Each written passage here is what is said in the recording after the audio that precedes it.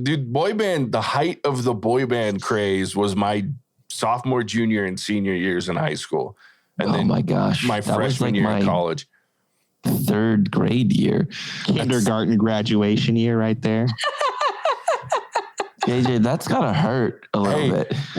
We've never been shy in this podcast about the fact that I'm the old man of the group.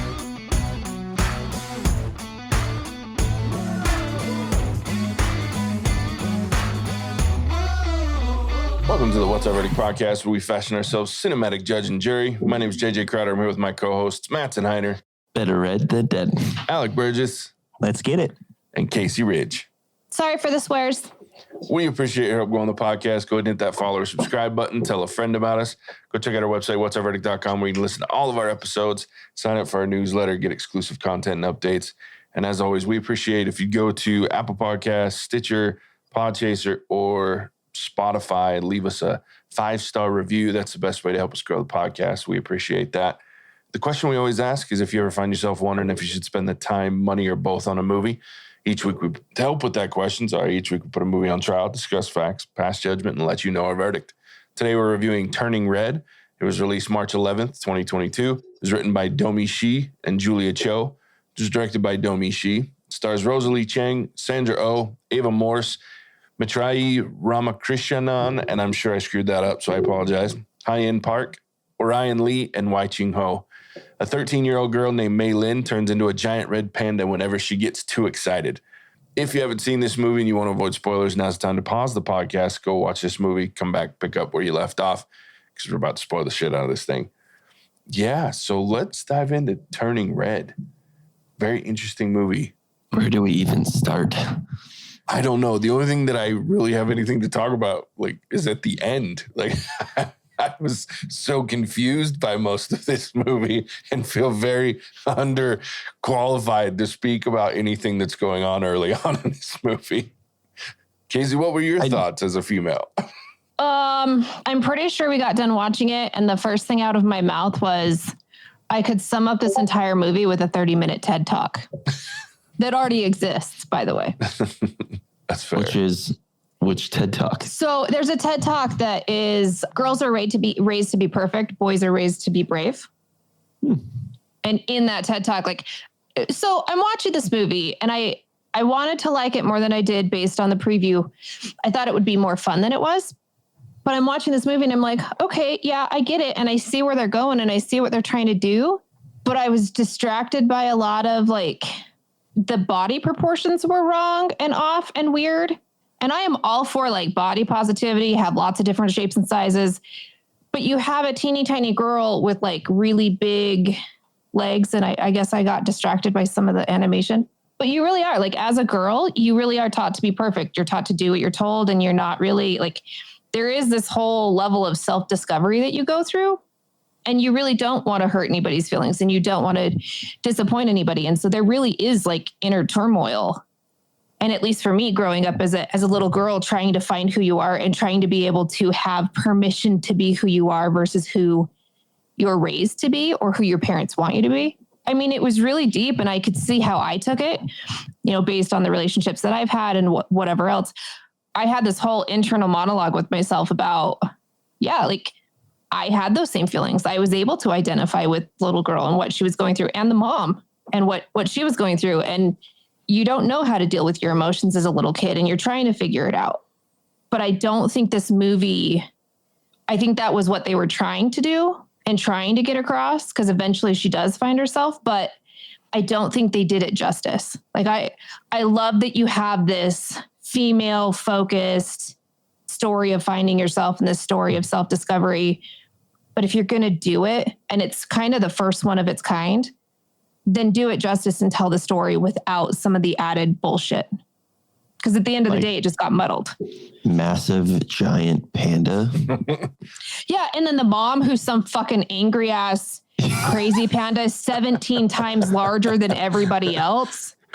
Don't get me wrong. When I get mad, and especially in my younger years, when I got mad, right, it was just a sea of red, and I was a bitch, mega cunt. And I'm sorry, there's not a different word for it. I would go for your jugular. I was the mom. And even to this day, I don't know if any of you grew up with sisters, but I have 4 sisters and we're okay to mess with each other. But my God, if somebody outside of us messes with one of the other, we will go for your jugular and we will fucking maul you to death. So I just wanted to ask, because when I saw this movie with the whole panda thing, it felt a little odd to me, because I was like, well, are we trying to get rid of their panda and a side of them like that's not acceptable anymore? And once they hit puberty or this transformation, that we can't have that anymore. They have to be perfect and cross their T's and dot their I's. And it's just weird, because as a male, I was like, well, is that what I'm supposed to take away from this? I wasn't sure what the lasting impact of this was supposed to be for me. Because you're right, Case, I couldn't see them doing a movie like this for boys. They would just celebrate like they did something ridiculous and it kind of worked out, and therefore they're heroes. And so it's just weird with this whole panda thing. I wasn't sure what I was supposed to walk away from once I got off my couch. Yeah, like Goonies, same movie for boys, but much more entertaining. But basically the same principle, right? That's boys growing up.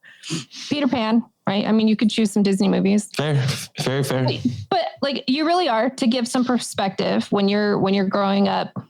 And I have a certain perspective. So I was raised in a state where I was not part of the majority. You don't want to make a spectacle. You don't want to embarrass your parents. You don't know how much of a voice. And in this state, a lot of girls are not taught to be strong-willed and stubborn and opinionated. And just me looking at my peers, right? That's just not what was done. So you really are taught, you need to be perfect. Your expectations are this. And when your parents tell you, you need to go to college because it's what you do, but in your heart of hearts, it really isn't for you. It takes a long time to say, I don't want to be a disappointment, right? That's the end of the fear, right? That's my biggest fear and has always been. I don't want to disappoint people. I don't want to disappoint my family or, my loved ones. So I'll do whatever I can and I'll hide parts of myself to be able to make sure that I'm not disappointing or embarrassing in any way. And part of that is it's just how you were raised. Yeah, no, and being a member of that faith currently, being a Mormon, I definitely can speak to that it is it's a difficult life out there, but especially for women being raised in the church, and something that I've become much more mindful of the older that I've gotten, just even thinking about my own family and how kind of perfect the standards are. And I can only, even it being that much more difficult, being a girl going through that. But the other thing I wanted to pull was I have some of my best friends where I grew up, was just west of Washington, D.C., Virginia, were Asian American, either of Korean descent or Chinese descent. And I saw firsthand, I was in their homes all the time. And that's where this movie really hit home for me from that perspective. Is I grew up with some very strict standards being Mormon. So I can really relate there, but they, from an academic standpoint, and they're on a whole nother level. Like, there was unforeseen expectations in my family, but theirs were very seen, like very vocal. They had she played the violin, I think, in this movie, if I remember correctly. My friends did. They were expected to be good at every subject. They were expected to go to the best college, all these things they were vocal about it around me. And I was like, wow, like, that's pressure. And my friends handled it well, but I really saw that from those families that they were either first or second generation immigrants, and they expected their kids to carry that legacy on it and do better than they did. There was a lot of pressure there. In this movie, I did feel that in this movie. They did a good job, in my opinion, in transferring that. And I don't think you see that enough. Okay, so I am like a fan of trashy reality TV. I can binge that shit. I love it. I shouldn't, but it's my guilty pleasure. I have a lot of them. But even in those, like, you'll see these, as you're saying that, there was one episode, right? I don't have any firsthand knowledge, but there was one episode where there was a guy participating in competition reality show. And he said, like, as the first son, so he's Asian, and as the first son, it was his responsibility to go to college, to get the good job, to be able to take care of the rest of his family. And it's talking parents, grandparents, siblings. Oh yeah. And they never had a choice. It wasn't, I can do whatever I want to do, right? And I think a lot of us have the luxury. And I agree. I think they did a really good job making you feel that pressure. With the mom stalking behind the tree at school. That part was funny. I don't know. When I was watching this, I kind of took away that Disney has lost a step. Major step. If you go back to the early 2000s, they had plenty of movies that kind of taught similar or, even uncomfortable lessons within, and they were still great movies. You have like Lilo and Stitch dealing with loss. You have Atlantis Lost Empire dealing with looting, artifacts from ancient civilizations. And then in the last, 15 years, they've just dropped off on what they're turning out. And this movie to me simply checked a box. It checked a box on the list of movies they have to put out. And they didn't put any more effort into it other than checking that box. And when I was watching, I was like, wow, this is lame. Like, they had so much potential with this film and they ruined it because they didn't put the effort in. Yep. 100% agree. Don't just dip your toe. Like, if you're going to have a voice, and Disney has done some really great, like, look at Tangled, for example, right? Here you have this girl who, you have this pussy ass boy who won't do shit. And then you have a girl that beats people up and like gets relationships with these burly old guys and hits people with frying pans, and she's got balls. But if you're going to make a movie about, there's so many big topics out there that if you're going to challenge it, don't just like dip your toe in the water, fucking jump in, like have the balls. And you're fucking Disney. You have a huge platform. You would think that they would have some sort of social obligation to say, if we're going to tell the story, we're going to do it right. I think they get lost in trying to like do too much sometimes. Like, and what I mean by that is like, we were watching it and there were so many attempts at humor in this movie that some of it worked for me because I'm a child. And so like the little friend that always yelled like one or two words and that's all she said. She was awesome. That shit cracked me up so bad. Casey couldn't stand it, but I was dying like every time because I was like, you're talking like the aggressive friend, right? JJ, yeah, the one Abby. that couldn't ever. There was always 100. Yeah, made her turn into a panda just so she could have a hug. Yeah, Abby. Like when she would just start, like she would just randomly yell like two words in the middle of the conversation. That was her contribution. Like I loved it because I was like, okay, I do that. But it was like the rest of the humor for me it missed on so many levels, and only because it's not like it wasn't funny. There were some funny parts to this movie, but I felt like it really distracted from what they were trying to do.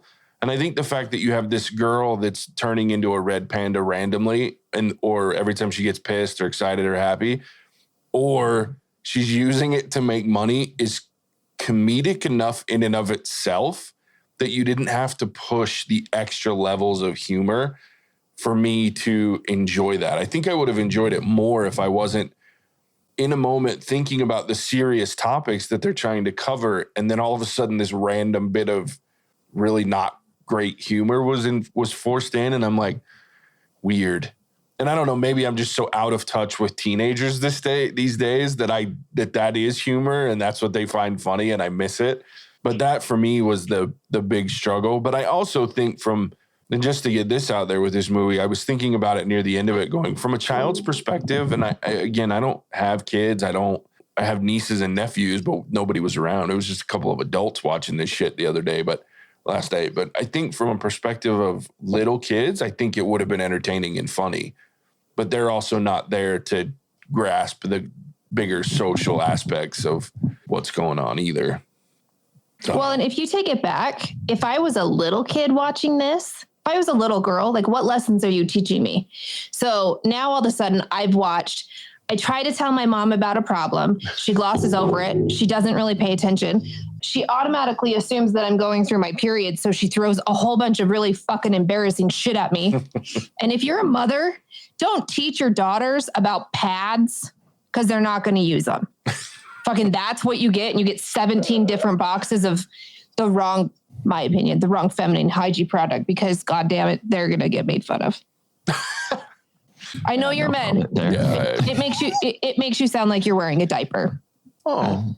So there you go. So as a little kid watching it, what's the lesson that you're going to take away is if I have a problem and I go to my mom with it, she's not going to do anything. So as a teenager, sure, it probably depicts it. But as a little kid, I think Disney is teaching little kids to fear conversations and not be able to communicate versus, things are okay. And at the end, sure, they talked, but that's not what the majority of the movie was.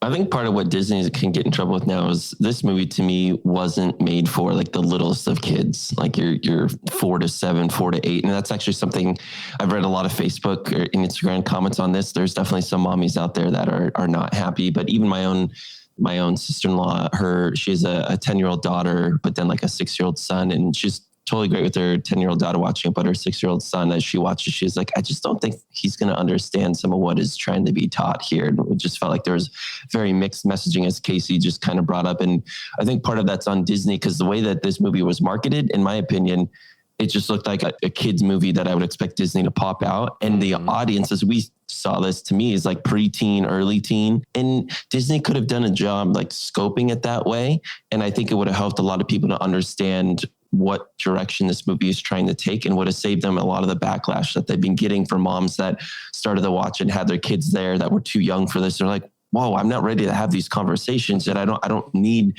this to happen yet. And I think Disney kind of put their own foot in the mouth and screwed themselves in a sense. Can I ask a question? Sure. Are Tamagotchis still a fucking thing? I mean, that was a thing in like the 80s and 90s, but this little girl carried around a fucking Tamagotchi. I haven't seen. Wasn't this in 2003? I don't know. It was 2002. Yeah, it was in 2003. Were they still cool in 2003? For me, I remember like when I was at school, people still, they were kind of on their way out in a sense, but they were still popular. Still Maybe in Canada they were more, but I remember them. When it's I like was Pogs, right? age. Throw Pogs in it. Like, let's do some really outdated Yeah, like Pogs. shit that nobody understands. Yeah, I had a good grip of Pogs when I was in high school. Then the cool slammers. Oh, I had some bitchin' slammers. Yeah, I forgot. And that's another problem that I had. So I'm glad that it came up in a way, was not the Tamagotchi per se, but the fact that I didn't know it was 2002. Did they say something that at the beginning, or it was just at the end, right? Like, or that random. It was more at the end and I remember telling Taylor, I was like, why didn't they just tell us at the beginning? And this would have cleared up a lot of the confusion. Yeah. And why did it need to be set in 2002? I guess that was my other, to make sure that the boy band thing made sense. I mean, maybe.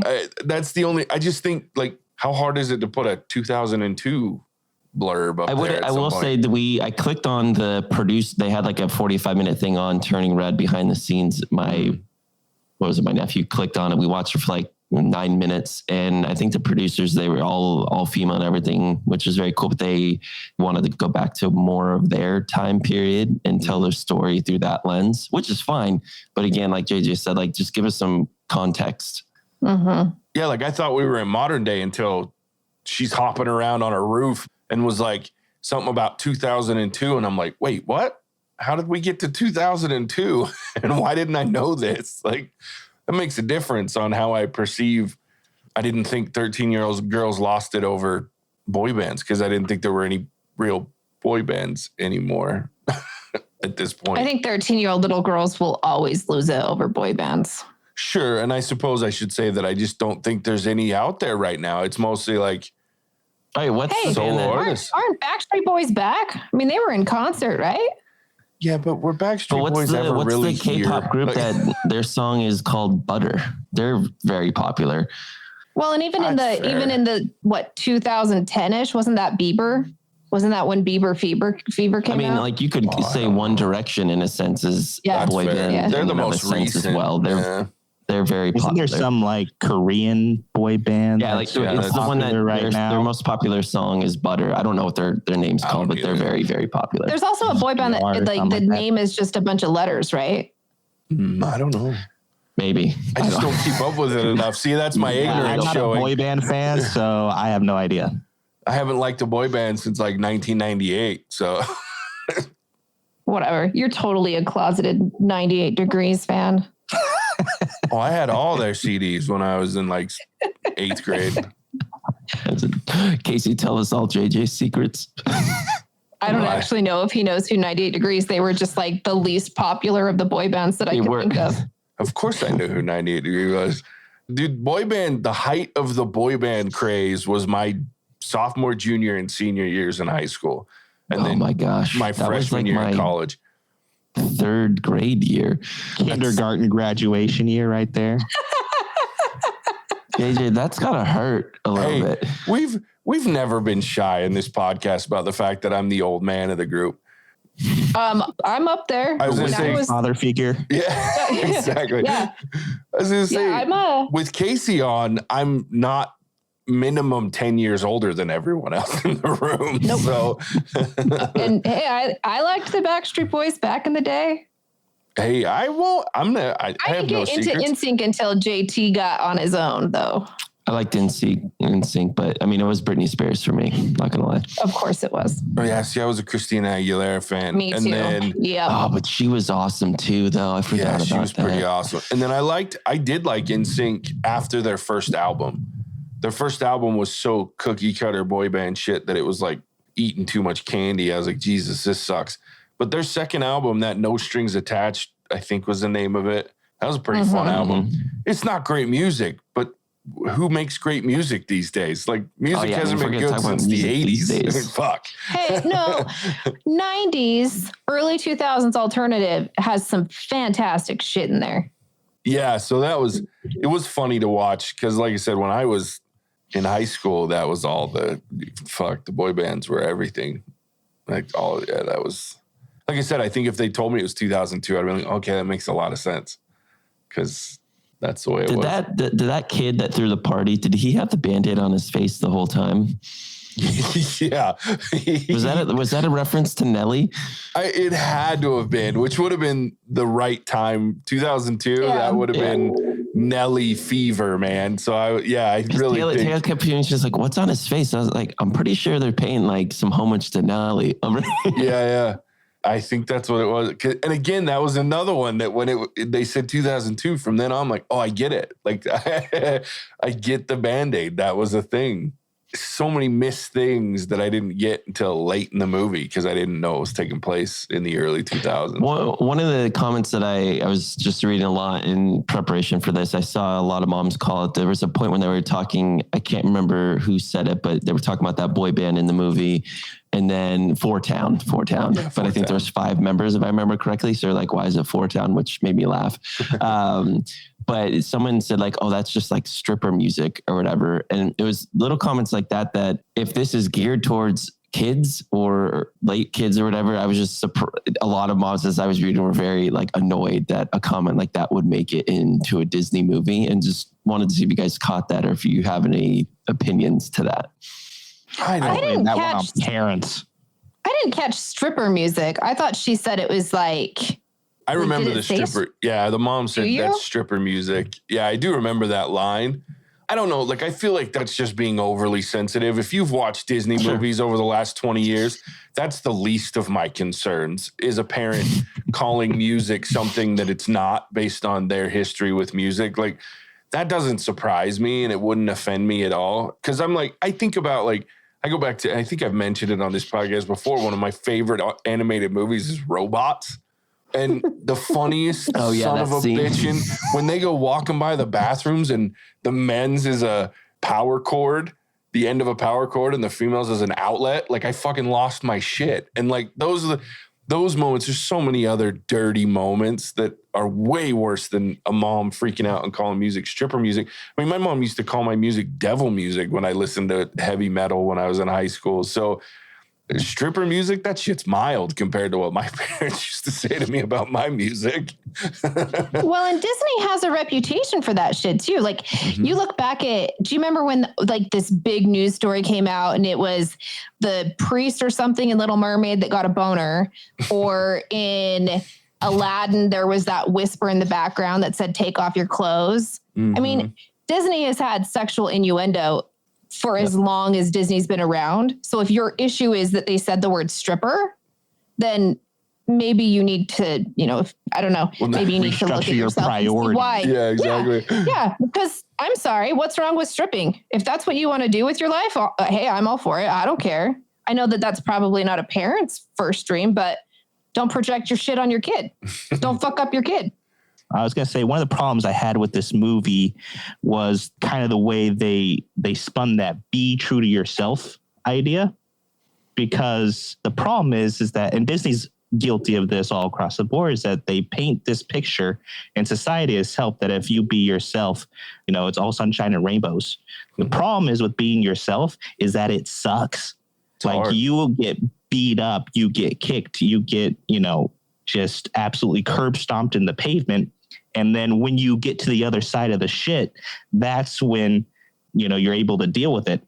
The problems don't go away, but you're strong enough to deal with them because you've passed through the fire.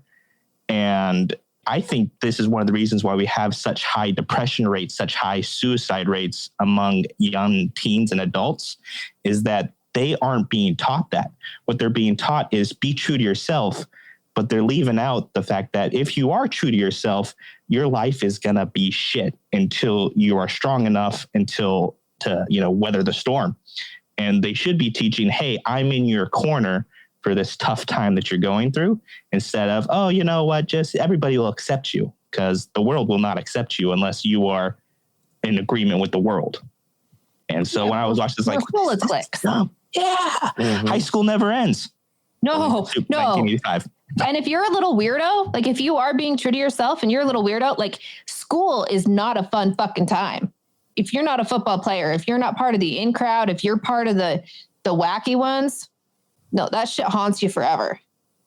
Alec, it's interesting you bring that up because I'm in my sister's house and one of my oldest nephews, he's going through like a pretty tough transition time right now. He's in, in 8th grade, and some of the friends he had before, like you can see things are separating on what they like and dislike, and really personalities coming through. And it's been hard to watch because a lot of these kids are in the neighborhood that are right here, and I can see them being mean to him sometime. And he's not as confrontational. He's just a nice kid, has some different thoughts and feelings in some of them. And you can see him just getting beat up right now. He's getting to the point where like it's starting to like wearing him depression wise. And all we can really do is I just hang out with him and love him, because there's not much more, nothing's wrong with him. He's a great kid. Like he's trying to find, as you said, find his place in the world. But I know he's having such a hard time with it. And it hurts me because there's no perfect pill. It's just something you got to get through. And all people like me can do is just be there to say, let's go do something fun. Let's do that. And then in time, he'll figure it out. He'll become confident in and of itself. But it's hard to watch, but I appreciate you bringing that up, because I think that's a lot of what this movie is trying to portray, but didn't really have a lasting impact, in my opinion. Yeah, like Casey said, they stuck their toe in the water instead of diving in head first. Well, and conformity is a problem, right? We're trying to teach kid to be an individual. We're trying to teach you that it's okay to be yourself, that if you're a D&D nerd, right, as a girl, you have permission to be a weirdo, and you don't need somebody's permission. But so I have a nephew who's a little weirdo, and I say that term, it's an endearment. I adore him. I think it's fantastic. He just doesn't give a single solitary fuck. He is who he is, and it's just, he's out there, and he's just him. He doesn't try to conform. He doesn't really give a shit about what most people think. He has a couple of friends that he gets along with, and that's all he needs. And it's so refreshing to see a kid that gets it. A kid, right? A teenager that just gets it, and he's not going to have to struggle the way that other people struggled, but he's not the norm, right? That's not the case. Most kids go to school, they get made fun of. I remember growing up, my mom has told a story about how she took my sister to the doctor, and the doctor said, school will fix that problem because she's going to get made fun of. So she'll self-fix because the kids are going to be mean to her. And so it's going to make her fix whatever's wrong. And I don't remember, it wasn't any big deal, but it's true. You go to school, you get made fun of, and you try to conform because you don't want to get made fun of. You don't want your feelings hurt all the time. You don't want to feel like things are bad. But at the same time, I had a best friend in high school that killed herself, and it was before suicide in kids or teens became a really big thing. So I kind of have the background view of there was pressure. There were things going on. There was pressure from family. She did not fit in. She got made fun of. And so I think it's a good point to have where it was a huge opportunity that I think they missed. Yeah. Well, and one more thing that I was thinking about, and while we were talking, I Googled, because it sounds like there's been a lot of controversy with this movie, and I'm kind of surprised by it, to be honest with you. I thought everybody be just like, oh, it's boring, or it's a great little cute kid show. But yeah, there's people freaking out about like the period talk and the relationship things, like where they're back and forth with like, and I'm like, guys, and look, I'm not a parent, so take this with a grain of salt.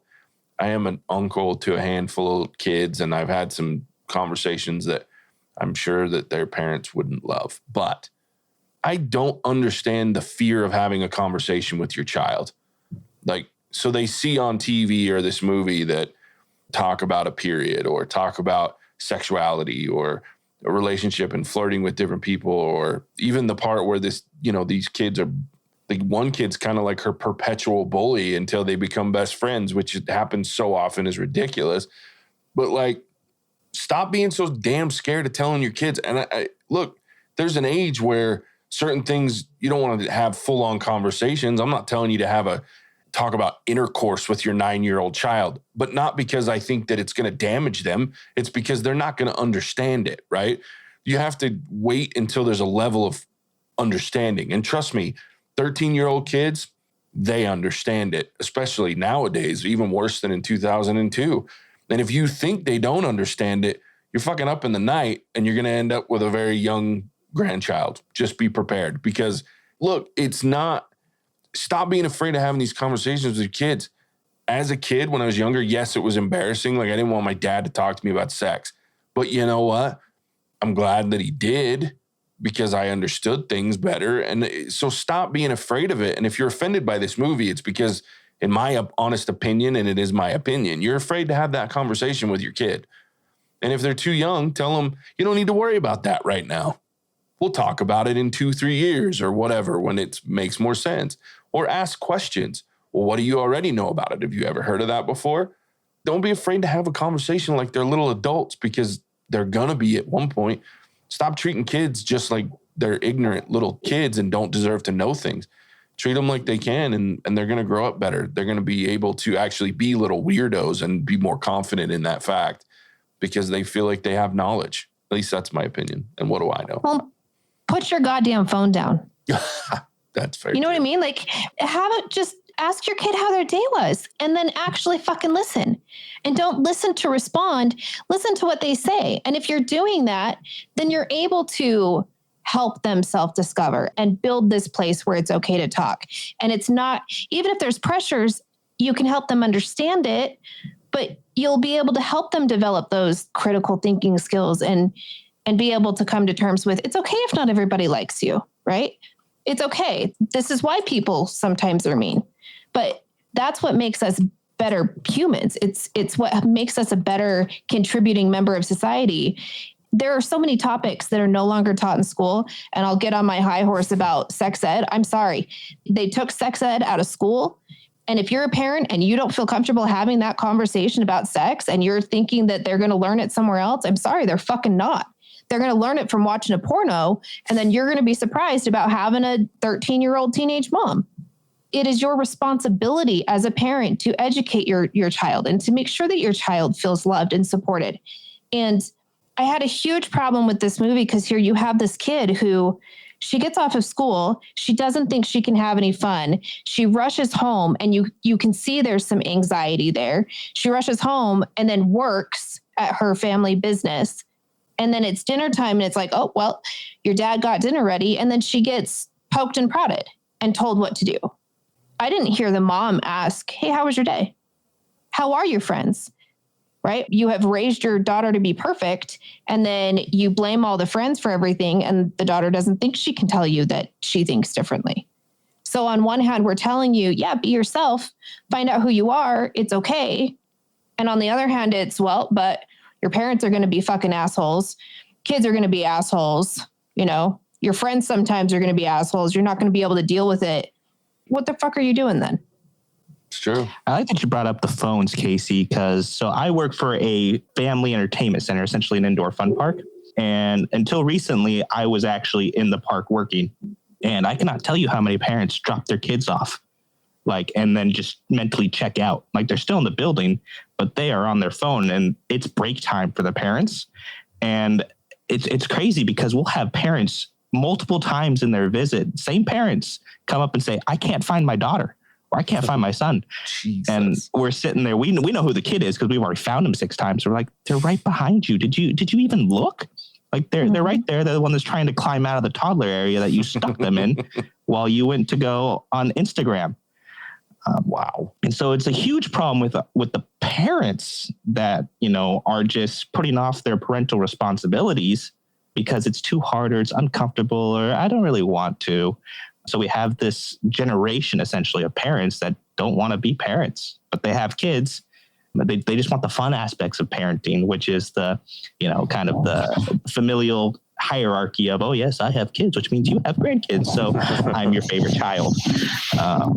And so, yeah, it's just awful because it's not getting any better and it's progressively getting worse.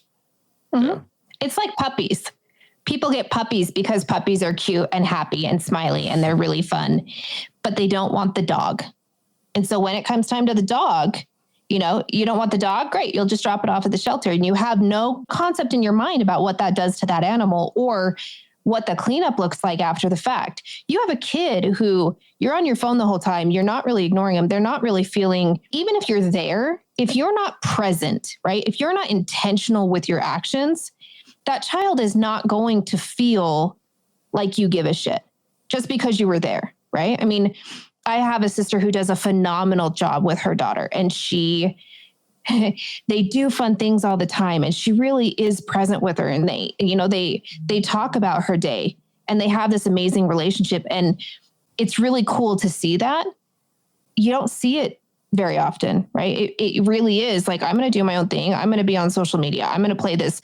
Sit down with your kids, do their homework, get to know them as individuals and don't put your shit on them. It's not that fucking hard, but you can't not do those things and then wait for them to be a certain age and think, 1, they're going to respect me. 2, they're going to do what I say, or they're going to do the right thing because how do they know what the right thing is for them? Yeah. It's interesting. Fucking social media. This movie's brought in some interesting topics for sure. Let's go ahead and rate it. I think we're to that point. We've talked a lot about it. Yeah. I'll kick us off. Casey, great points. I'm glad that you were part of this. Yeah. Oh, yeah. For sure. Very glad. I wouldn't even know how to start the conversation if you hadn't been here. This one's an interesting for me because I didn't really love the movie for the most part, but it is interesting because I do think just sitting here talking about it really can trigger some interesting conversations. And especially to the point that we've just been talking about, I think quit whining about what it triggers you having to talk to your kids about and talk to your kids about it. So from that perspective, I think they did a good job, but it's wrapped in a really mundane movie to me. But I always try to revert back to how I would think about it if I was a kid. And I think, the cute red panda, first of all, red pandas are adorable, even though they're not technically even remotely close to being related to pandas. They're more raccoons than pandas, but very cute, very fun. So, and I enjoyed it. And there were some funny moments. Abby was hilarious, just shouting random shit as like the 2-word stuff. So there were fun parts. And from a cartoon perspective, I think it could have been way worse. We've reviewed way worse on this podcast, I think, animated films. But for me, it's just, I think it was a little bit below average, but I think it can trigger some really interesting conversations from that perspective. So I'm going to give this movie a 2. I won't watch it again. Even if my nieces or my nephew wanted to watch something, there's way better things that, can be triggered to watch. So yeah, I'm going to give it a 2. Won't watch it again. Casey. I would never watch it again. I think it made me more mad. And I think the interesting conversations that can come from it are only going to come from it if people are self-aware enough or accountable enough to say, yep, I'm doing that. I need to fix it, which I don't necessarily think is the case, but I think they did such an injustice to some of the topics that we've talked about. And I think it's almost, it's kind of like that 1 step forward to take 2 steps back kind of things for me. I just wish Disney would grow some balls. And if you're going to tackle a hard topic, then tackle it, right? And do it to where people take away the things you want that are helpful and not necessarily potentially harmful for kids in real life, future relationships. So is it the worst movie we've seen? No. I mean, it's nowhere near as bad as Tender Bar, but it's close. I would give it a 0.5. There you go. Hi, Mattson. Yeah, I mean, I don't think it's funny. There's so much to talk about from this movie, but I don't think a lot to talk about with this movie. It's a movie. It's a kid's movie. I think it's more enjoyable with the more people you watch it with. You got more kids around. I mean, movies are always better with friends. So, I mean, I think for me, I'm going to give it a 1.5. Like visually, it's okay. The story is okay. I mean, everything is kind of okay. It's not anything close to the best thing Disney's put out, Disney or Pixar in combination, not close to an animated movie I'd ever watch again. Honestly, an animated totem pole, this is pretty low for me, but it gives you things you can talk about if you're willing to talk about them, as Casey says. So Disney, I'm hoping for something better moving forward, a movie that endears me more to the characters and such. And I think that's what it comes back to. This is more just kind of a one-off thing than something that I'd ever be excited to see something develop from. Fair enough. Alec, bring us home. All right. This movie was shit. I'm a huge Disney fan. I worked for the company. I'm a huge Disney trivia nerd, and Disney just dropped the ball. And I'm going to say that I think Disney is suffering from the same problem we discussed parents are suffering from, which is they don't want to have the conversation. They don't want to be here. They have an incredible revenue stream. They know they're going to make money off this movie. So they're just tossing it out there half-assed. Okay, now you guys can talk about it, right? They're passing the buck. Complacency. Yeah. And so, I mean, I'm never going to watch this movie again. Never, ever. Not even as background noise. There's better movies for background noise. So I'm going to give it a 1.5 as well. Just a horrible movie. Nowhere near what Disney should be able to put out on a regular basis. Fair enough. I think that's something that streamers have done too. These streaming platforms, I think it's made it too easy to put out crap, because what's the worst that's going to happen? It doesn't get watched at the theater, but it's people watch it because they're bored at home and it's available. So, but that's a discussion for another day. You know what this movie was before we end? It's the poor man's, what's the one with the anger and sadness and Inside Out. Inside Out. yeah. This is the poor man's Inside Out. Sorry, Really poor man. Really poor man. Yeah. I will say though, as a final note, it is getting a lot of praise from like the Chinese American community because of the depiction of that. So Mattson bringing that up is a great point. I think a lot of people feel that's pretty accurate in this movie, but it's too bad it's muddled with the rest of it. All right. So with that, Mattson, tell everybody where they can find us. Yeah, after this so-so review, but stimulating conversation, common folk, if you are looking to continue to listen to us, you can find us on whatsoververdict.com to see what's upcoming next. Check us out on social media, and Instagram and Facebook most especially, and our website. Drop a comment. You may find yourself being a new host like Alec, so you never know what the future holds. It's fair. All right. Thanks, Mattson. Yeah. Speaking of, check out what we're doing next week. Next week, we'll be reviewing The Lost City. We'll see how that goes. It's either going to be shit or surprisingly entertaining, but we'll see. So yeah, check that out next week. With that, as always, we appreciate you tuning in. We appreciate Casey joining us. We'll catch you on the next one. Bye-bye now. Yeah, cinematic out.